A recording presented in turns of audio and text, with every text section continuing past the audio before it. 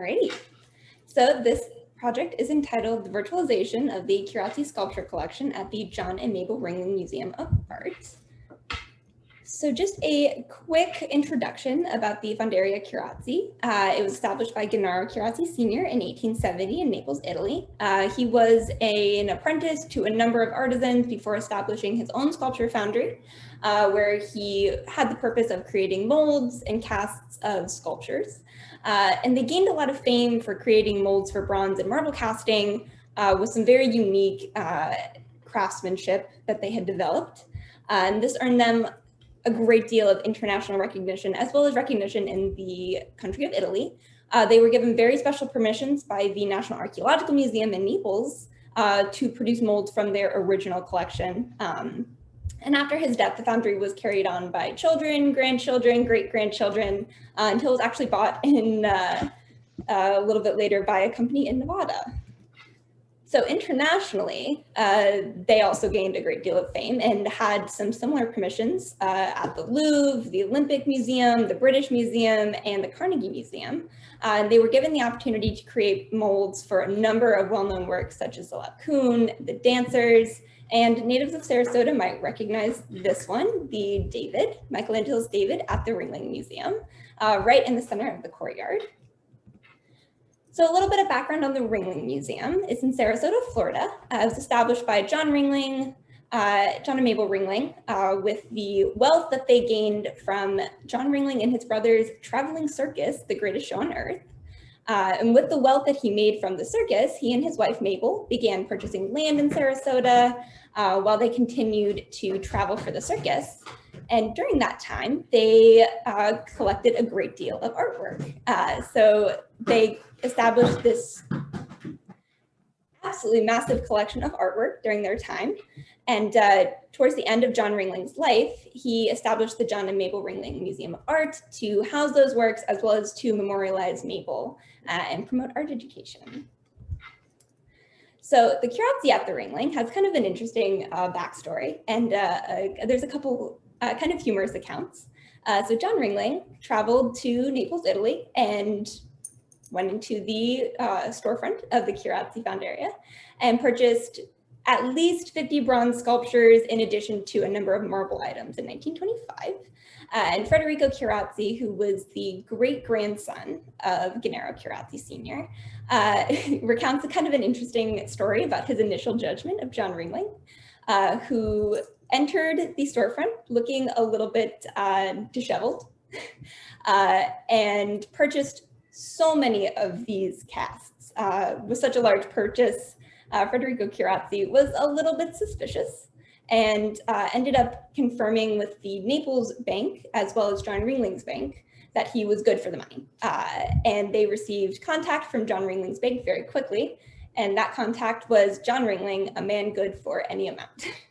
And so immediately after, the Chirazzi sculptures were delivered to John Ringling's yacht that was docked in Taormino, Sicily at the time.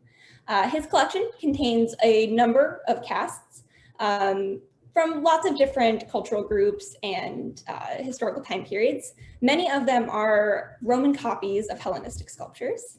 And at this time, it was the largest Chirazzi collection. There was a very large sign at the Ringling Museum that claimed this. It is no longer, as in the 70s, the Getty Museum did acquire a large number with the intention of kind of recreating the Villa de Papyri at Herculaneum. So a couple of the sculptures, especially those of Roman copies with Hellenistic origins, is the male deer, the Peplophorus, and of course, the dying Gaul.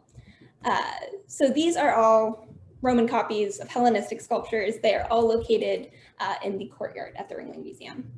So virtualization is the process of using computer hardware and software to create a computer-generated virtual version of something that's already in physical existence. The uses for cultural heritage are very vast, but a few of them include preservation and conservation, analysis and research, education and interactivity, and of course, accessibility. And the reason that we virtualize includes a few different things, and for the purpose of this project, I'll just list a few. So firstly, the replicas in this collection are incredibly unique. They originate from molds of original works from a variety of museums, and in particular, the ones that originated from the Archaeological Museum in Naples are especially special because that is no longer allowed in Italy. In 1972, a law was put into place that banned this process. So Curazzi is one of the very few institutions with these molds. So their mold collection has been referred to as their greatest asset because of this. Secondly, the application of accessibility in virtualizing cultural heritage is echoed by the Ringling Museum's mission of inclusion, diversity, equity, and accessibility. And of course, we want to be able to further this. At the establishment of the John and Mabel Ringling Museum of Art, John Ringling expressed that his hopes would be to enable art appreciation and education, especially amongst young people. Thirdly, the conservation efforts can be aided with the existence of a virtual or a digital replica, as it provides kind of a framework and a point of reference for a specific point in time for the state of those sculptures. And lastly, the addition of digital replicas, we continue this legacy of reproductive media. As I've said, many of these original works are Roman copies of Hellenistic sculptures.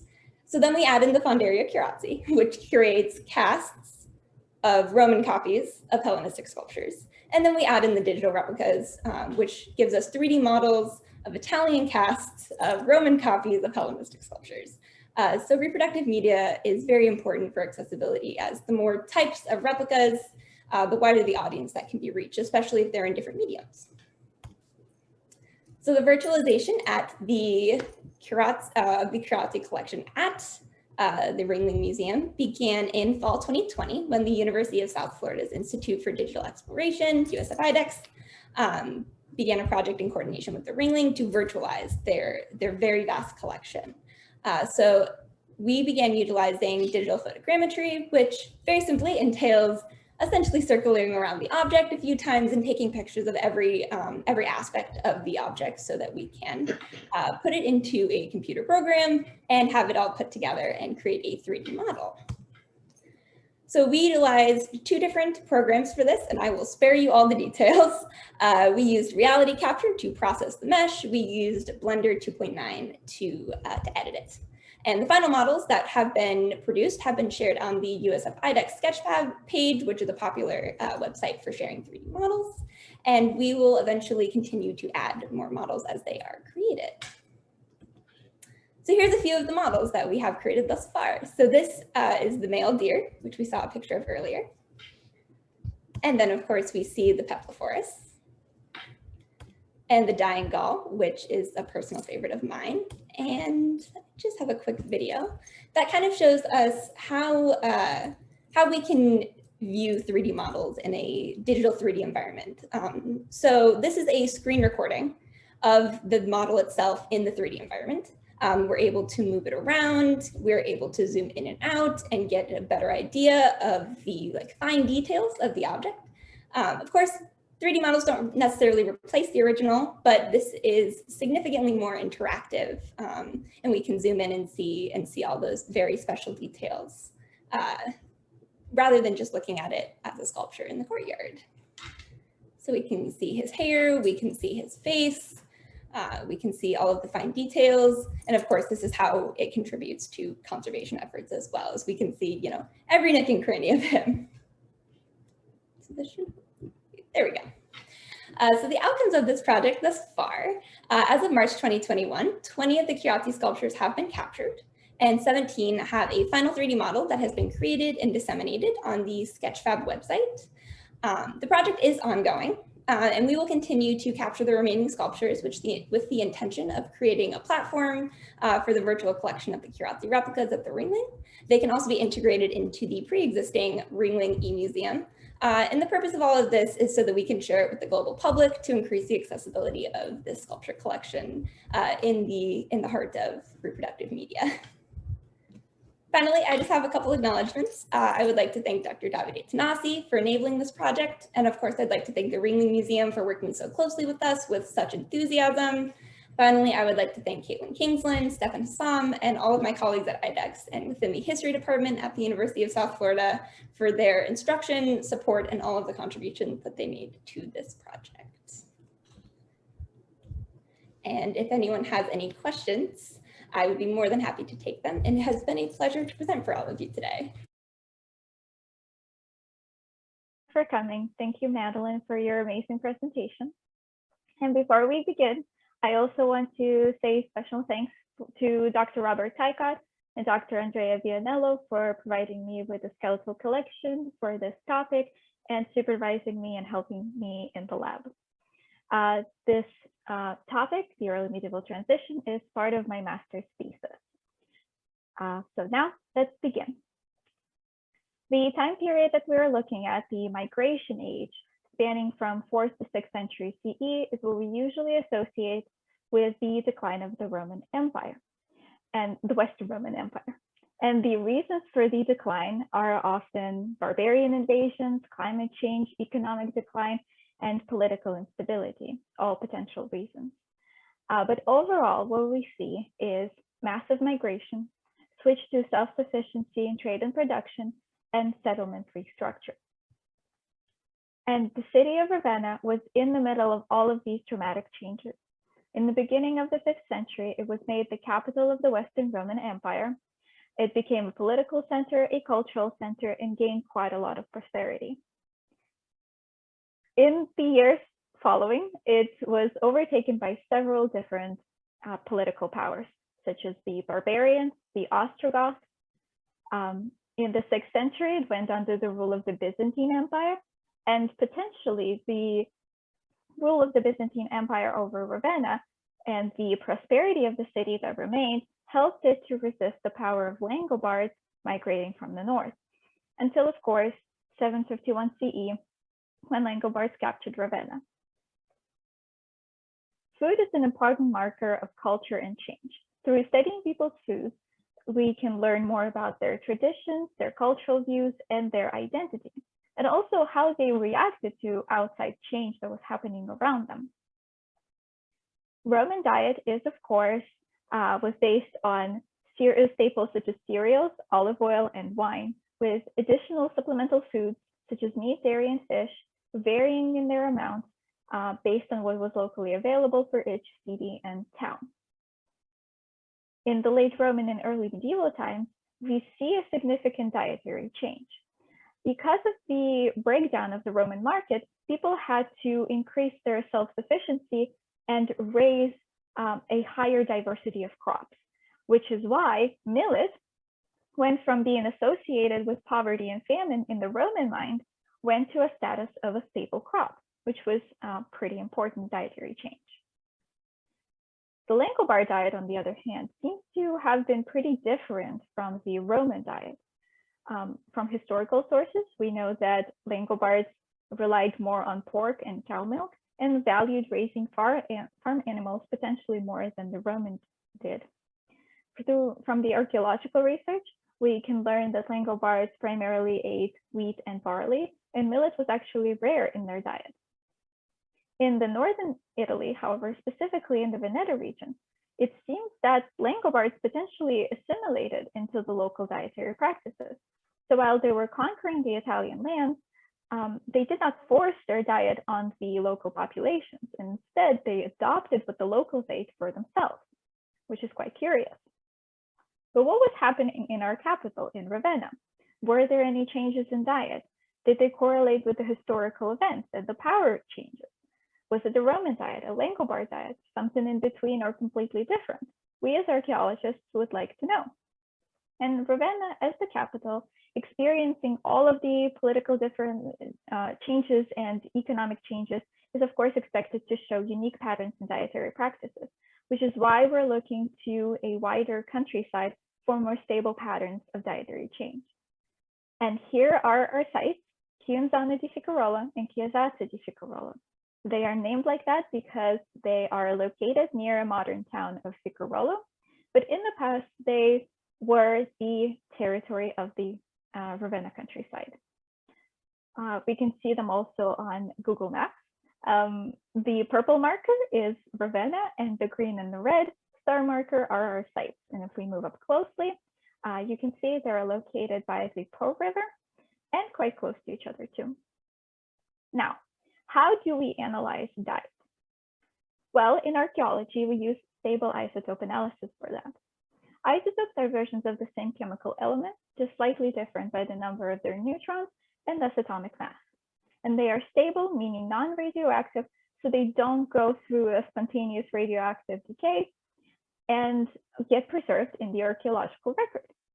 The ones that were commonly used for diet reconstruction are carbon and nitrogen isotopes. And the analysis is based on the premise that isotopes of carbon and nitrogen from food get fixed into the tissues of a consumer. And so tissues such as hair, nails, and bone, which is important for us in this research. So whatever a person eats will be, we can see through isotopes of carbon and nitrogen in their bones. This is how it happens. So plants get carbon from the atmosphere and nitrogen from both atmosphere and soil. When an animal eats a plant, the carbon and nitrogen isotopes from the plant tissues get transferred into the tissues of an animal. And when a person eats this animal or the plant, the carbon and nitrogen isotopes from them get fixed into the tissues of the human. We can differentiate which plants were consumed because of the different pathways that plants photosynthesize carbon. The C3 pathway or the C4 pathway. And the C3 plants, such as wheat and barley, are significantly lower in their carbon-13 values than the C4 plants, such as millet, sorghum, and maize. Nitrogen, on the other hand, tells us about protein consumption. Because nitrogen values get enriched, get higher with each trophic level, we can differentiate between a vegetarian diet and a diet that relied on animal protein. So a person who consumed animals will have higher nitrogen values than a person who had a vegetarian diet. And then even further, we can differentiate between consumption of aquatic animals and terrestrial animals. Because aquatic environments have more trophic levels, a person who consumed fish will have higher nitrogen values than a person who consumed terrestrial animals. Now that we've covered this, these are our materials. We used 49 human bones, 38 ribs, and 11 long bones, such as femora and fibulae, and 3 animal bones for baseline analysis. Our methods were minimally destructive. We used very small pieces of bone, around 1 milligram, for our analysis. And for collagen, we took a piece of bone and cleaned it from all of the bone minerals to create these collagen pseudomorphs, as you can see on the picture. And then pieces of those collagen pseudomorphs we put into little tin capsules. For the apatite, we drilled a little bit of bone powder, which you can see me doing on this picture. And we cleaned this powder from all of the organic components to create the apatite powder. And then the apatite powder and the collagen pseudomorphs in little tin capsules were sent to a mass spectrometer at the USF St. Petersburg lab. These are the results that we received from the lab. The main numbers you can see on your left and the chart on the right. And as you can see, the majority of individuals are clustered together. The yellow markers show the animal diet, so we can compare what the animals ate versus what the humans ate. We can also see a couple of outliers. This individual with lower C13 value and lower N15 value had low millet and animal protein consumption. These two individuals with higher, significantly higher C13 value and high N15 value had more millet and seafood consumption during their life. And these different diets potentially were because these people had a significantly different lifestyle, perhaps due to their status in life, or maybe due to a recent migration from somewhere where their diet was the standard diet. Overall, the statistical testing showed us that there were no statistically significant differences between carbon and nitrogen values at the two sites. So overall, the diet that the people in our collection consumed was the same, but we can point out several trends. For example, individuals that had C13 values lower than -18 per mil had low millet consumption, and people who had C13 values more than -18 per mil had millet as a staple crop in their diet. At the same time, we can also compare the range of C13 values at the two sites, and excluding the outliers, we can see that Chiasata di Ficarolo, people at Chiasata di Ficarolo have higher range of C13 values, so they show higher variability in millet consumption. At the same time, individuals at Chiasata di Ficarolo show a downward trend. So people who had higher millet consumption, so higher C13 values, had lower nitrogen 15 values. So less access to freshwater fish or less freshwater fish in their diet. And people who had lower C13 values had higher N15 values. So they ate less millet, more wheat, and freshwater fish. By comparing carbon values from collagen and apatite, we can also point out the sources where people got their millet. For example, these individuals in the blue circle had millet consumption from direct sources, from consuming the plant directly. And these individuals in the yellow circle had their millet come into their diet from both direct and indirect sources, so also consuming animals that were fed millet. So overall, diet at the Ravenna countryside was based on a mix of C3 and C4 plants. So people consumed both wheat and millet. They also had access to animal protein, potentially in the form of meat and cheese, and aquatic protein. Through comparison with other contemporary sites, we can see that people at the Ravenna countryside had higher millet consumption than people at other Central Italian early medieval sites or Langobard sites. However, they had lower millet consumption than people at other North Italian sites, specifically in the Veneto region. So they really stand out in North Italy with their diet. And we really see this diversification of crops. So not relying on one or the other, either millet or wheat, but consuming both of them. Carbon values were actually similar to the carbon values at the Imperial Roman sites, such as at Castel Bertone and Castellaccio Europarco. We also see that people had access to animal protein and freshwater fish, which makes sense because both sites are located by the Po River. We have noticed seafood consumption among two of the outliers, which might mean that they either recently migrated to the Ravenna countryside or were capable of seasonal travel, so to go to the seaside and consume all the saltwater fish that they wanted. In the conclusion, what we can say is that it seems that at the Ravenna countryside, people were able to keep the Roman diet, with some variation, of course, based on what was locally available for them. The prosperity of the city might have helped people to access all the same foods that they were used to. The Langobard influence in the diet, however, was not detected, and diet may have actually been the way that local populations maintained their Roman identity and resisted the outside influence. Thank you. This is the list of my sources. If you're interested in reading everything that I've read too, you can email me. I would be glad to send you the list. And if you have any questions for me, I would love to answer them right now.